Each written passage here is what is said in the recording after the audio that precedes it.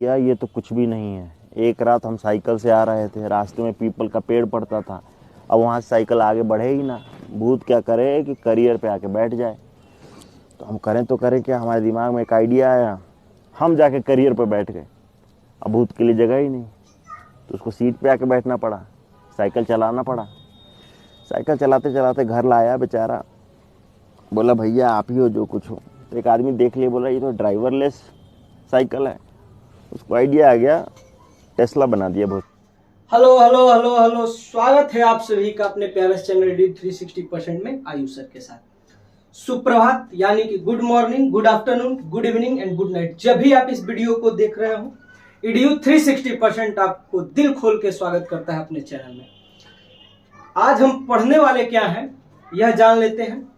तो EDD is second, आज की जो क्लास होने वाली है वो electrical design drawing estimation second की होने वाली है। यह 6 सेमेस्टर का एक बुक है, पॉलिटेक्निक 6 सेमेस्टर इलेक्ट्रिकल इंजीनियरिंग का। इसमें इससे पहले हम एक चैप्टर इसका कंप्लीट करा चुके हैं पूरे बेहतरीन ढंग से। एक चैप्टर कंप्लीट, इसका पीडीएफ भी प्रोवाइड कराया गया है एडू 360% चैनल पे।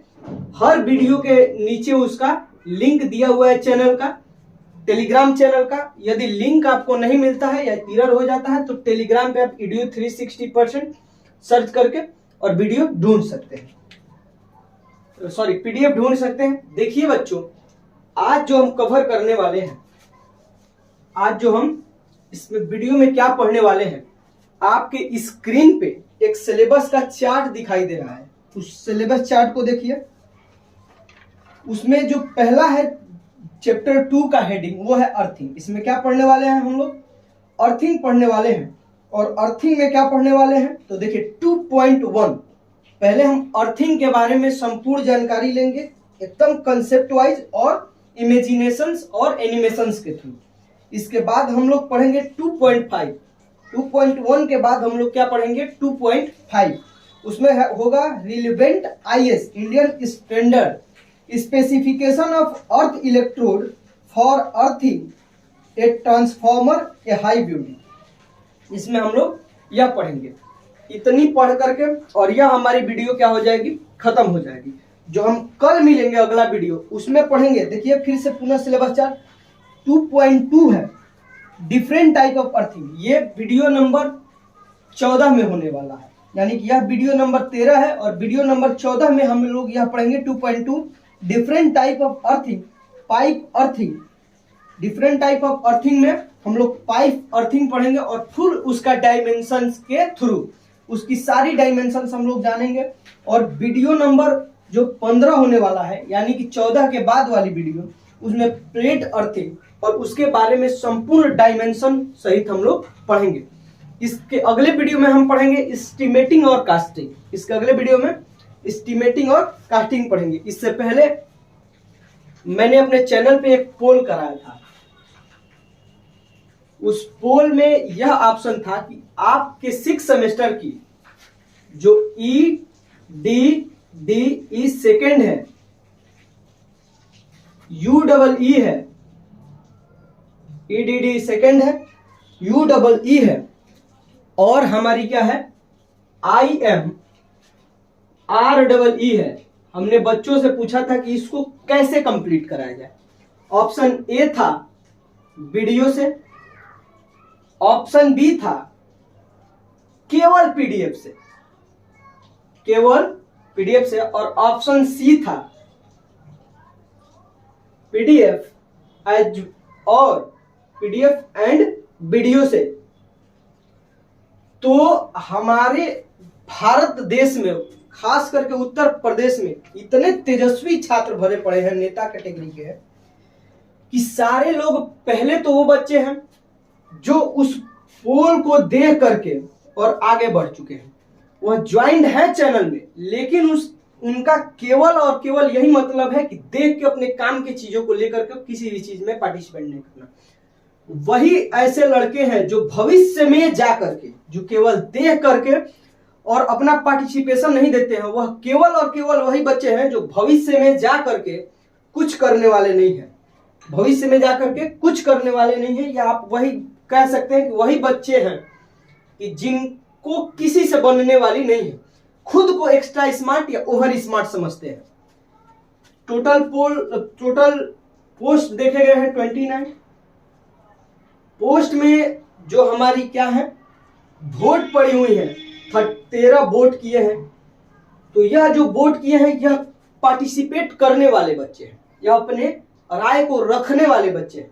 इसमें से भी जो वीडियो पे केवल और केवल वीडियो पे जो कमेंट किए हैं वह 15%, यानी कि 15% चूज किए हैं वीडियो पे, और इस पे टोटल पोल आया है 2, यानी कि यह 2 बच्चे वो हैं जिनको केवल और केवल मतलब है पढ़ने से, बाकी इनको किसी भी प्रकार की दुनियादारी से मतलब नहीं है। ये वह बच्चे हैं, वह इनोसेंट बच्चे होंगे ये 2% वाले, हम एक्सपीरियंस के अनुसार बता रहे हैं आपको। यह 2 बच्चे वो होंगे जिनकी दुनिया और केवल दुनिया पढ़ाई होगी, इससे आगे उनकी कुछ नहीं होगी। वो हंसते होंगे टीचर्स के साथ, खेलते होंगे टीचर्स के साथ, एंजॉय करते होंगे टीचर्स के साथ, और फाइनली सिलेक्शन भी पाते होंगे यही 2 बच्चे, यानी कि 100% में 2% या 20% कह लो। पीडीएफ में टोटल पड़ा है आपका 46%, पीडीएफ में टोटल 46%, और यह वो बच्चे हैं जो यह जानते हैं कि एक लिखित साक्ष्य से हम सारे चीज तोड़ देंगे। ये वो हैं जो केवल और केवल रट करके एग्जाम को पास करने वाले हैं। 5th सेमेस्टर की एक टॉपिक पूछ लो तो उनके बस की बात नहीं है। और इसमें टोटल पोल 6 पड़ा है। इसके बाद पीडीएफ एंड वीडियो वाले में 39% पोल पड़ा है, और इसमें टोटल पोल 5 पड़ा है। यह वह बच्चे हैं जो कि पीडीएफ जैसे कि पीडीएफ पढ़ते हैं, जहाँ पे दिक्कत होता है तो उसका वीडियो प्रेजेंट रहना चाहिए, हम देख लेंगे अपने अकॉर्डिंग, लेकिन सबसे बेस्ट आते हैं यह 2% वाले बच्चों, 2% वाले बच्चे। यह पोस्ट डालते टाइम मेरे को 3 फोन आया, केवल और केवल 3, कि सर प्लीज वीडियो प्रोवाइड करा दीजिएगा, अगर आप एबल नहीं है तो ईडीडी सेकंड की केवल और केवल पीडीएफ प्रोवाइड करा दीजिएगा। तो हमने सोचा कि इन्हीं 2 बच्चों के लिए, हालांकि अभी इसमें बहुत सारे पोल आएंगे, क्योंकि मैंने पोल अभी आज ही डाला था और आज ही वीडियो शूट किया जा रहा है, तो पोल की जो एक मैपिंग है आप अपने स्क्रीन पे देख लीजिए।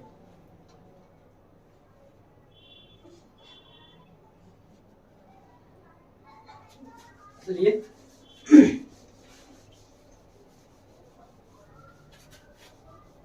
इसको स्टार्ट करते हैं।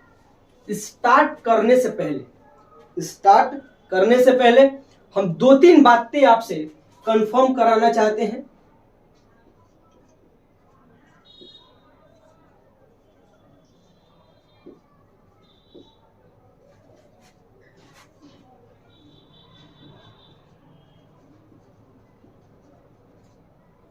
कि आप न्यूट्रल, अर्थिंग और ग्राउंडिंग के बारे में जानते हैं। अगर जानते हैं तो कुछ सेकंड के लिए या कुछ मिनट के लिए जब तक पढ़ाया जा रहा है वीडियो को स्किप कर दीजिए। नहीं जानते हैं तो चलिए ध्यान से पढ़ते हैं। न्यूट्रल क्या होता है? तो जब हम पढ़ चुके हैं, यह बात हम पढ़ चुके हैं, अब कई बार पढ़ चुके हैं कि जो हमारा स्टार कनेक्शन सिस्टम होता है, ठीक है, तो यह स्टार कनेक्शन हमारा सिस्टम होता है, ऐसा हम लोग पढ़ चुके हैं। यह स्टार कनेक्शन क्यों बोला जाता है? क्योंकि इसका शेप जो होता है वह स्टार की तरह होता है। इस कनेक्शन को वाई कनेक्शन के नाम से भी जाना जाता है, क्योंकि इसका शेप वाई की तरह होता है। और देख लेते हैं कि इस स्टार कनेक्शन में एक हमें पॉइंट मिलता है जिसे हम न्यूट्रल कहते हैं, और इस न्यूट्रल को हम जमीन से जोड़ देते हैं। तो यह जो हमारी न्यूट्रल होती है, वो किससे मिलती है? तो स्टार कनेक्शन सिस्टम से। इसका काम क्या है कि यह अगर बैलेंस कंडीशन है तो यह न्यूट्रल से किसी भी प्रकार की करंट फ्लो नहीं करती है। लेकिन जब सिस्टम अनबैलेंस हो जाता है तो कुछ करंट न्यूट्रल से फ्लो होती है, और वह हम लोग न्यूट्रल को ग्राउंड कर देते हैं, तो किसी भी प्रकार की हमें शॉक नहीं लगता है, टोटल करंट ग्राउंड में चला जाता है। और ग्राउंड जो होता है वह इलेक्ट्रॉन का सी होता है। यह कह सकते हैं कि जो जमीन होता है वह इलेक्ट्रॉन का सागर होता है। आगे देखिए, हम इसको न्यूट्रल कर देते हैं तो क्यों नहीं हम लोगों को शॉक लगता है, यह भी बात हम लोग जान जाते हैं। तो जो ह्यूमन बॉडी है वह ड्राई कंडीशन में यानी सूखी अवस्था में इसकी जो प्रतिरोध होती है यह 1000 ओम होती है, 1000 ओम होती है। लेकिन यह जो वायर है न्यूट्रल, उसका प्रतिरोध कम से कम मिनिमम 1 ओम होता है, मैक्सिमम भी कह सकते हैं 1 ओम होता है। अलग अलग चीजों के लिए अलग अलग इसका वैल्यू होता है इस तार का। तो देखिए यह जो 1 ओम है, यदि करंट फ्लो होती है तो वह 1000 ओम से न जाकर के 1 ओम से जाएगी, क्योंकि करंट हमेशा लो रेजिस्टेंस पाथ फॉलो करती है और 1 ओम से चली जाएगी। तो जो 1 ओम से जाएगी तो हमारे बॉडी को किसी भी प्रकार की शॉक नहीं लगेगा। नहीं तो बॉडी को अगर शॉक लगता है तो बाल ऐसे खड़े हो जाते हैं, आदमी की अचानक से डेथ भी हो जाती है। अब बात करते हैं इसको न्यूट्रल को, स्टार को वाई कनेक्शन के नाम से भी जाना जाता है। और इसको जो न्यूट्रल होता है, इसी में 3 फेज 4 वायर सिस्टम होता है, क्योंकि 3 फेज होते हैं RYB और इसमें एक न्यूट्रल प्राप्त हो जाता है। तो इसी सिस्टम को 3 फेज 4 वायर सिस्टम भी कहते हैं। अब बात आता है अर्थिंग और ग्राउंडिंग की। तो अर्थिंग और ग्राउंडिंग दोनों एक ही चीज होती है, अर्थिंग और ग्राउंडिंग दोनों एक ही चीज होती हैं। तो अर्थिंग में हम क्या पढ़ेंगे, अर्थिंग में बेसिकली 2 भागों में डिवाइड होता है। एक होता है सिस्टम अर्थिंग और एक होता है इक्विपमेंट अर्थिंग। इक्विपमेंट अर्थिंग देखिए, सिस्टम अर्थिंग क्या होता है, तो वही स्टार कनेक्शन में जो न्यूट्रल मिलता है उसको ग्राउंड से कनेक्ट कर देते हैं तो उसको सिस्टम अर्थिंग कहलाता है। लेकिन इक्विपमेंट अर्थिंग क्या होता है, तो देखिए जितने भी इलेक्ट्रिकल हमारी इक्विपमेंट होती हैं, सारी इलेक्ट्रिकल इक्विपमेंट के मेटेलिक पार्ट को यदि हम कनेक्ट करके और ग्राउंड से जोड़ देते हैं तो वह हमारी इक्विपमेंट अर्थिंग कहलाती है।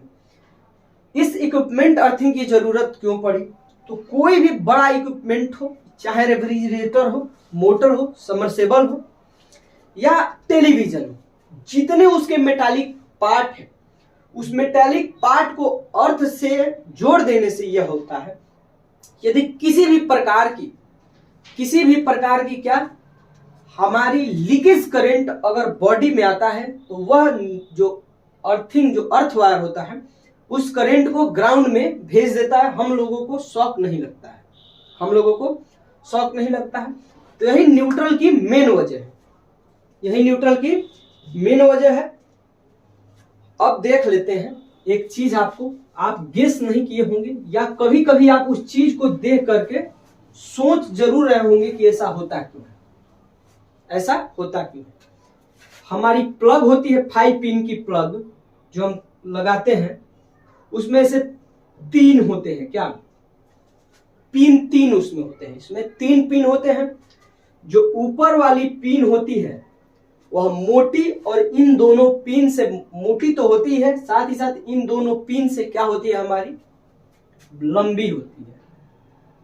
इन दोनों पिन से क्या होती है, लंबी होती है। टेक्नोगाइस इन लोगों को इमेजिनेशन दिखाइए थोड़ा सा। देखिए यहाँ पे 4 हमारी सॉफ्ट जो 5 पिन आएंगी, 4 हमारी 5 पिन आएंगी एक एक करके, और चारों 5 पिन के जो न्यूट्रल और जो मोटी वाली पॉइंट है उसको हम लोग सर्कल कर दिए हैं। मोटी वाली पॉइंट है उसको हमने क्या कर दिया, सर्कल कर दिया। तो आराम से देखिए, आराम से, और किसी एक को रोक दीजिए प्लीज, और इसको थोड़ा सा मेरे को समझा दे दीजिए। तो ऐसा होता क्यों है हम लोग यह जान लेते हैं, ऐसा होता क्यों है। देखिए एक ठो आपकी स्क्रीन पे रुका होगा, ऐसा क्यों होता है हम लोग यह जान लेते हैं। तो देखिए यह रहा हमारा, जैसा कि आपके फिगर में दिखाई दे रहा होगा, बड़ा वाला पिन जिसको हम न्यूट्रल पिन भी बोलते हैं, और यह है हमारा 2 छोटा वाला पिन। तो इसको न्यूट्रल पिन इतना बड़ा क्यों होता है यह हम लोग जान लेते हैं। जब हमारी ऐसे 5 पिन होती है इसमें जब हमारी प्लग होती है ये वाली, इसको लगाते हैं तो टर्मिनल से सबसे पहले यही कनेक्ट होती है, जिस कारण से सप्लाई इसमें रेफ्रिजरेटर में आने से पहले ही न्यूट्रल कनेक्ट हो जाता है। अगर कोई फॉल्ट भी है तो शॉक न लग के उसको ग्राउंड कर देगा जैसे ही कनेक्ट होता है। यह इसका छोटा सा रीजन है। अब आते हैं हम अपने टॉपिक पे। अब आते हैं खुद के टॉपिक में, जो चैप्टर 2 है अर्थिंग। चैप्टर 2 है क्या हमारा, अर्थिंग। इसके बारे में हम लोग जान लेते हैं। तो techno guys first clip add करिए इसको, अर्थिंग का। ठीक है, देखिए अर्थिंग क्या है। सप्लाई के न्यूट्रल पॉइंट लिखा हुआ है, देखिए पढ़िए उसको। सप्लाई के न्यूट्रल पॉइंट या इलेक्ट्रिकल इक्विपमेंट के मेटालिक पार्ट को जिसमें करंट फ्लो नहीं होती है। क्या लिखा है, सप्लाई के न्यूट्रल पॉइंट या इलेक्ट्रिकल इक्विपमेंट के मेटेलिक पार्ट को जिसमें करंट फ्लो नहीं होती है, उसे अर्थ से कनेक्ट करने की मेथड को ही अर्थिंग कहते हैं। अब देखिए यहां पे एक पॉइंट कि मेटेलिक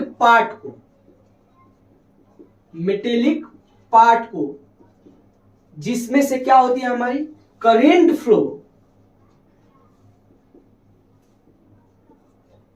नहीं होती है, इसको हम लोग पढ़ते हैं। करंट फ्लो नहीं होती है किसकी, मेटेलिक पार्ट को। उस पार्ट को हम अर्थिंग करते हैं। और क्यों अर्थिंग करते हैं, तो अर्थ वायर का काम है कि फॉल्टी कंडीशन में ही करंट को ढोना। हमेशा वह करंट को नहीं ढोता है।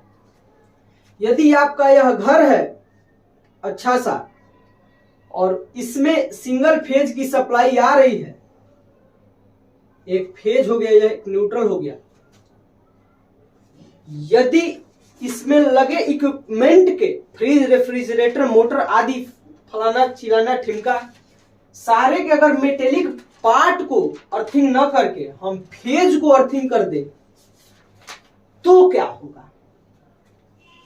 हमने ये क्यों लिखा कि करंट फ्लो नहीं होती है उस पार्ट को, तो यह होगा कि फेज में फ्लो होने वाली करंट आपके इक्विपमेंट में न जाके डायरेक्ट यहां से अर्थ हो जाएंगी और आपके घर में किसी भी प्रकार की इक्विपमेंट नहीं चलेंगी, क्योंकि करंट ही नहीं जाएगा। करंट क्यों नहीं जाएगा, तो करंट का नेचर होता है हमेशा लो रेजिस्टेंस पाथ को फॉलो करने का। और आप जितने भी इक्विपमेंट अपने घर में लगा कर बैठे हैं उन सारे इक्विपमेंट का रेजिस्टेंस बहुत ज्यादा होता है। अर्थ वायर से तो बहुत ज्यादा होता ही है। अर्थ वायर का रेजिस्टेंस 1 ओम से 5 ओम के बीच होता है। और आपके घर में लगा एक छोटा सा भी इक्विपमेंट, छोटू सा इक्विपमेंट का भी रेजिस्टेंस 5 ओम से ज्यादा होगा। तो फेज की करंट क्या हो जाएगी, अर्थ में चली जाएगी। इसलिए हम उस पार्ट की केवल अर्थिंग करते हैं जिसमें करंट फ्लो नहीं होती है। फिर से दागा जाए वही कटिंग। यदि कोई फॉल्ट होता है, देखिए स्टार बना करके जस्ट उसके नीचे लिखा गया है, यदि कोई फॉल्ट होता है तो यह करंट को ग्राउंड कर देता है जिससे कोई खतरा नहीं होता है। अर्थिंग के बारे में संपूर्ण डिटेल यहां से मिल गया, बस केवल और केवल अर्थिंग के बारे में कि हम लोग अर्थिंग करते क्यों। देखिए आप कभी कभी सुने होंगे ऐसा बात कि बाबू फ्रिज टच मत करना उसमें करंट आ रहा है, बाबू मोटर टच मत करना उसमें करंट आ रहा है, बाबू हैंडपंप टच मत करना उसमें करंट आ रहा है। यह करंट केवल और केवल उस इक्विपमेंट में फॉल्ट के वजह से आता है। और वह आपको करंट लगता क्यों है, क्योंकि आपकी घर की सारी इक्विपमेंट अर्थिंग नहीं किया गया है। यदि आपके घर की सारी इक्विपमेंट का अर्थिंग किया गया रहता तो वह करंट आपको नहीं लगती, वह शॉक आपको नहीं लगता, वह जो एक्स्ट्रा करंट है वह अर्थ में चली जाती। अब जो दूसरा हम लोग हेडिंग पढ़ने वाले हैं purpose of earthing. Purpose of earthing, यानी कि अर्थिंग का उद्देश्य क्या है, हम क्यों अर्थिंग करते हैं, अर्थिंग क्या होता है, इससे पहले वाले हेडिंग में पढ़ लिए हैं। अब अर्थिंग क्यों करते हैं यह हम लोग इसमें पढ़ेंगे। तो देखिए, और कैटलिक लगा बाबू। अर्थिंग करने का मेन पर्पज, देखिए पहला पॉइंट है पर्पज ऑफ अर्थिंग में, अर्थिंग करने का मेन पर्पज इक्विपमेंट तथा उसको ऑपरेट कर रहे पर्सन के, अर्थिंग करने का मेन पर्पज, कैटलिक में आपको दिख रहा होगा, अर्थिंग करने का मेन पर्पज यह है कि इक्विपमेंट तथा उसके ऑपरेट कर रहे पर्सन के सेफ्टी के लिए किया जाता है। अर्थिंग करने का मेन उद्देश्य क्या है, तो यह आपको रिटन फॉर्म में मिल गया है, अब आपको बताया जा रहा है। अर्थिंग यदि हम किसी मशीन को करते हैं, अर्थिंग यदि हम किसी मशीन को करते हैं तो अर्थिंग करने का मेन उद्देश्य यह है कि जो इस मशीन को ऑपरेट कर रहा है यानी कि चला रहा है, उसको किसी भी प्रकार की खतरा ना हो इसके मशीन के बॉडी को टच करने से, इसीलिए हम अर्थिंग करते हैं। यह पहली हेडिंग में आपको लिखवाया गया है। दूसरा पॉइंट देखिए, इंडियन स्टैंडर्ड इंस्टीट्यूशन आईएसआई का फुल फॉर्म क्या है, इंडियन स्टैंडर्ड इंस्टीट्यूशन की स्पेसिफिकेशन नंबर। अर्थिंग की जो आईएसआई जो होता है उसमें हर क्षेत्र में एक स्पेसिफिकेशन नंबर होता है कि आपकी जो बर्तन बनेंगी उसका स्पेसिफिकेशन नंबर कितना होगा, एलपीजी का स्पेसिफिकेशन नंबर कितना होगा, वैसे ही अर्थिंग का स्पेसिफिकेशन नंबर क्या होता है, IS 3043 से 3043-1966 होता है, 1966 होता है। यह आपको याद कर लेना है, IS 3049 इंडियन स्टैंडर्ड 3049-1966 होता है, तथा इंडियन इलेक्ट्रिसिटी रूल को शॉर्ट में IER कहते हैं, 1956 के अकॉर्डिंग इलेक्ट्रिकल इंस्टॉलेशन में मेटेलिक कवरिंग वायरिंग के सारे कंड्यूट, इलेक्ट्रिक के साधनों व मशीन के मेटेलिक पार्ट, अदर इलेक्ट्रिसिटी के ऐसे इक्विपमेंट जिनके आउटर पार्ट मेटल के हो, अर्थ से कनेक्ट करना होता है। कहने का उद्देश्य यह है इस टॉपिक से कि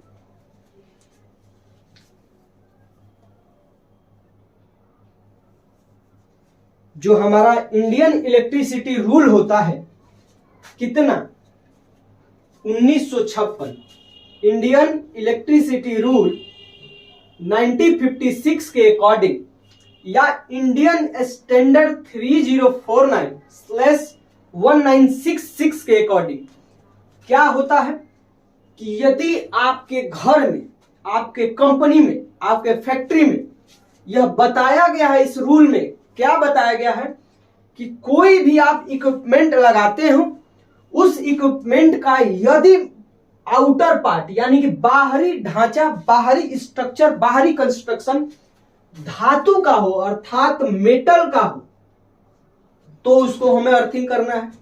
यदि आप वायरिंग करते हैं, यदि उस वायरिंग के टाइम कोई भी कंड्यूट यानी पाइप यदि मेटल का लगता है तो उसको भी हम लोगों को अर्थिंग करना पड़ता है। यानी कि यह बात करना पड़ता नहीं है, इस रूल में बताया गया कि उसको अर्थिंग करिए, इस रूल में बताया गया है। फिर क्या बताया गया है कि जो भी आप इलेक्ट्रिकल इक्विपमेंट लगा रहे हैं, उस इलेक्ट्रिकल इक्विपमेंट में यदि किसी भी प्रकार की मेटेलिक आवरण है यानी कि धातु का ढांचा है, मेटेलिक स्ट्रक्चर है, तो उसको हमें क्या करना है, अर्थ कर देना है। उसको क्या कर देना है बच्चों, अर्थ कर देना है। आगे देखिए, अगला लगाइए, कैटलिक अर्थ से कनेक्ट करने पर इंसुलेशन के खराब होने पर मशीन के पार्ट पर डेंजरस करंट या चार्ज न आ सके। इसी में बताया गया है कि इसको अर्थ करिए, और अर्थिंग करने का रीजन यहां पे भी बताया गया है कि यदि कभी भी हाई वोल्टेज हाई करंट के कारण यदि मेटेलिक पार्ट यानी मशीन से इक्विपमेंट में लगे जितने भी क्या है हमारी वायर है या जितने भी करंट कैरिंग पार्ट्स है जिसपे क्या लगी हुई है हमारी इंसुलेशंस लगी हुई हैं, यदि वह खराब हो जाती है इंसुलेशंस, तो उसमें क्या होता है, उस इंसुलेशंस के खराब हो जाने के कारण जो भी मेटल बॉडी में करंट हमारी आती है वह करंट से हमें किसी भी प्रकार की खतरा ना हो, वह करंट हमारी ग्राउंड हो जाए। लगाइए पुनः उसको, देखिए। तो इसी में जो दूसरा पॉइंट है इस कैटलिक में दूसरा पॉइंट कि इस डेंजरस करंट से हैवी इलेक्ट्रिकल शॉक लग सकता है। इस जो हमारी मशीन्स में फ्लो हो रही है इस डेंजरस करंट से क्या लग सकता है, हैवी इलेक्ट्रिक शॉक लग सकता है। साथ ही साथ इस प्रकार इनकम्प्लीट अर्थिंग से यदि हम अर्थिंग करते हैं और वह अर्थिंग इनकम्प्लीट करते हैं, कैसा इनकम्प्लीट, यानी कि यहां से जैसे कि यह हमने हमारी मशीन है इसके मेटेलिक पार्ट को हमने अर्थ किया, लेकिन यहां से ले गए वायर और वायर यहाँ पे ब्रेक था हमने देखा नहीं और बोला मन से गया चलने दो खुद से, क्या हो जाएगा, अर्थिंग की तो कोई जरूरत नहीं हो, ठीक कोई जरूरत उतना है नहीं, यह बोल के हम लोग कर दिए, लेकिन यहां से एक्चुअल में यह अर्थ हुआ ही नहीं है। तो यह इस रूल के अकॉर्डिंग क्या है, इस रूल के अगेंस्ट है। यह रूल कहता है कि इसको एकदम ढंग से अर्थिंग किया जाए। उन्हें देखिए, इस डेंजरस करंट से हैवी इलेक्ट्रिक शॉक लग सकता है, साथ ही साथ इस प्रकार इनकम्प्लीट अर्थिंग से वायरिंग या मशीन में आग लग सकता है। यदि हम इनकम्प्लीट अर्थिंग करते हैं तो वायरिंग और मशीन में क्या लग सकता है, आग लग सकता है, क्योंकि इस समय अर्थ लीकेज करंट अनचाहे पथ से फ्लो होती है। आग लगने का मेन कारण क्या है कि जो हमारी लीकेज करंट है जिसको हमें अर्थिंग के थ्रू ग्राउंड करना है, इनकम्प्लीट अर्थिंग होने के कारण वह जिधर मन उधर फ्लो कर जाएगी और इस मशीन में आग लग जाएगी, इस मशीन में आग लग जाएगी।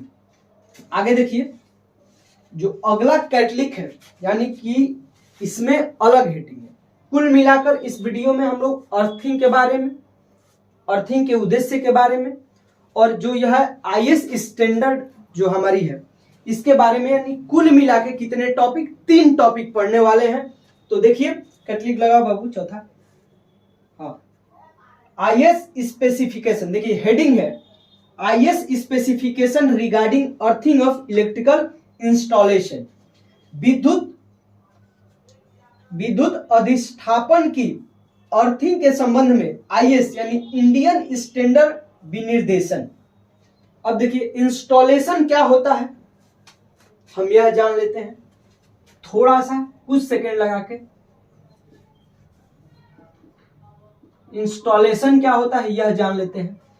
तो आप यदि मोबाइल में अपने फोन में किसी भी प्रकार की ऐप अगर इंस्टॉल करते हैं तो उसी को इंस्टॉलेशन कहते हैं।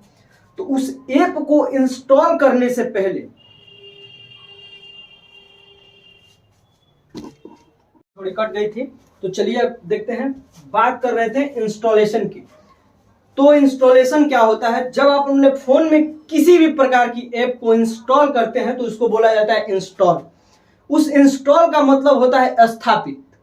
वैसे यदि हम किसी भी प्रकार की इलेक्ट्रिकल इक्विपमेंट को स्थापित करते हैं, यानी कि जब मशीन्स को घर में, लैब में कहीं भी स्थापित किया जाता है तो उसको इंग्लिश में बोला जाता है इंस्टॉलेशन।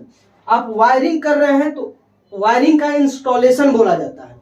तो यह इंस्टॉलेशन के बारे में कुछ जानकारी थी। कैटलिक देखिए, आईएस, देखिए पहला जो पॉइंट है हेडिंग के बाद पहला स्टार, आईएस यानी इंडियन स्टैंडर्ड 3034-1966 के अकॉर्डिंग यह नंबर है अर्थिंग के रिगार्डिंग जो आपको याद रखना है।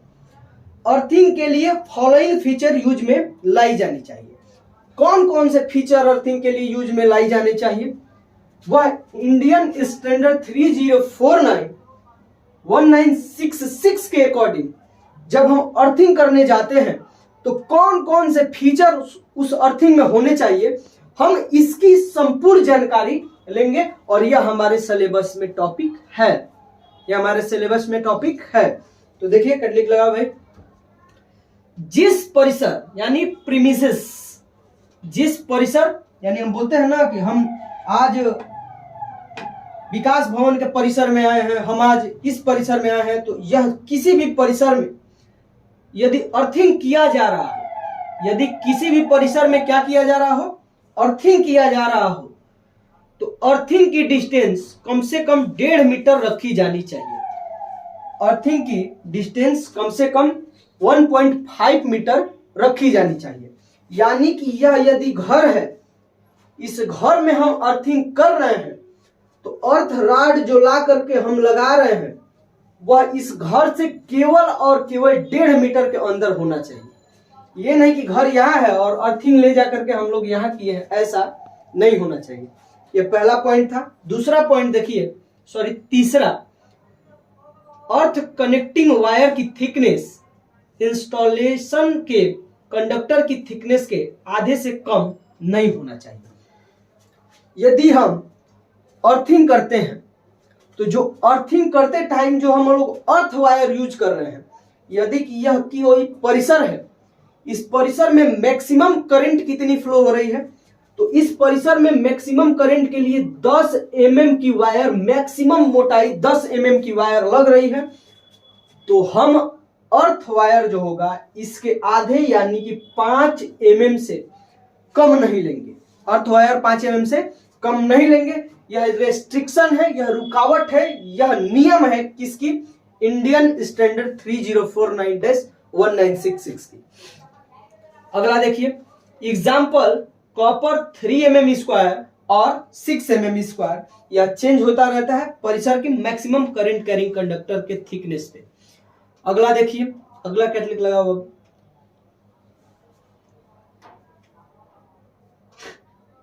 Earth wire. देखिए इसमें जो पहला पॉइंट है, अर्थ वायर या अर्थ इलेक्ट्रोड एक ही मटेरियल का बना होना चाहिए। अर्थ वायर या अर्थ इलेक्ट्रोड एक ही मटेरियल का बना होना चाहिए। हम लोग जब प्लेट अर्थिंग, पाइप अर्थिंग पढ़ेंगे ना, तो हम लोग प्लेट और पाइप को जमीन के अंदर लगाए रहते हैं और अर्थ वायर को ले जाकर के प्लेट या पाइप अर्थिंग से कनेक्ट करते हैं। तो जब हम उस प्लेट अर्थिंग और पाइप अर्थिंग से अर्थ वायर को कनेक्ट करते हैं, तो वह जो अर्थ वायर और जो हमारी प्लेट या पाइप हो वह सेम मटेरियल का बना होना चाहिए, जिससे करंट फ्लो होने में क्या होती है, हमारी आसानी रहती है। अगला देखिए पॉइंट, मैकेनिकल डैमेज से बचने के लिए अर्थ वायर को ग्राउंड से कम 30.5 सेंटीमीटर नीचे उसको 12.7 mm डायमीटर के जीआई पाइप से ले जाना चाहिए। ये कहता है, यह रूल IS 3049-1966 ये कहता है कि अर्थ जो वायर होता है उसको यांत्रिक टूट फूट यानी मैकेनिकल डैमेज से बचाने के लिए, जैसे यह जमीन है, जैसे हमारी क्या है,